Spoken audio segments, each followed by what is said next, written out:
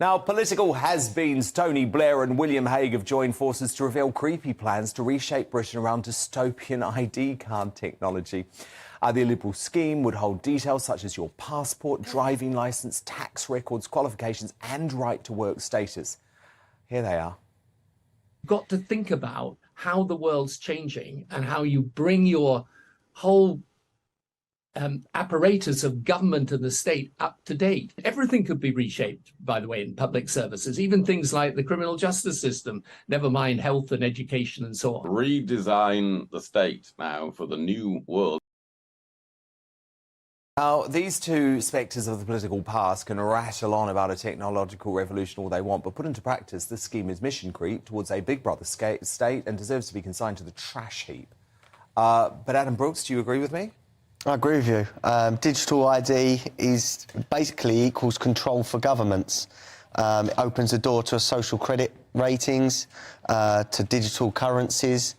It just means that everything in our life could suddenly be on our phone. Now, I'm on my phone too much anyway, but if that thing runs out of battery, suddenly I can't pay for things or I can't get my medical records up if I need it. Yeah, or if you haven't had whatever the latest vaccine is. Yeah. I mean, what's Blair's obsession with this? It's been for decades. I mean, for decades he's wanted to control. Got in it? I don't know. It makes me wonder what his agenda is.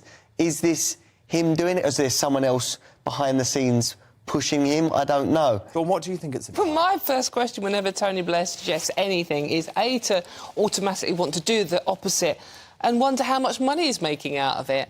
Tony Blair never does anything unless there's something in it for him.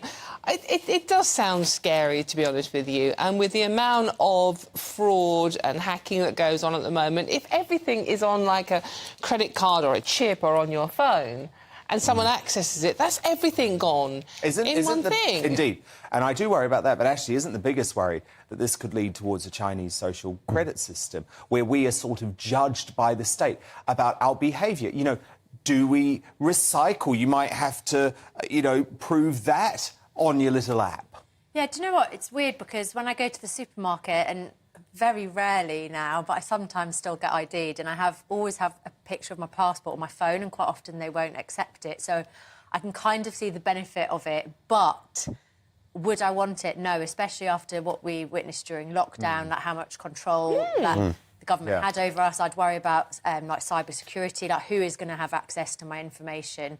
I mean, I would quite like rather than the general public doing it, politicians maybe doing it so we can access to see if they're paying their taxes. We agree. Wow, we agree. Absolutely. I'd have been very interested in what Tony Blair was up to during the Iraq War, for a start. Yeah, exactly. But I would worry, you know, I think we've all read 1984, The Handmaid's Tale. So much of The Handmaid's Tale feels like it's starting to become a reality. Like, would they be able to stop us being able to use our bank cards? Would they be able to? Yes, they would. Yeah, they would. That's we what saw happens it during in China. the truckers' protest in Canada, where the state under Trudeau actually cut off the access to these poor truckers' bank accounts. You also worry about things like people living in poverty who don't have like access to data on their phone. Well, 16% of people don't even have smartphones. But look.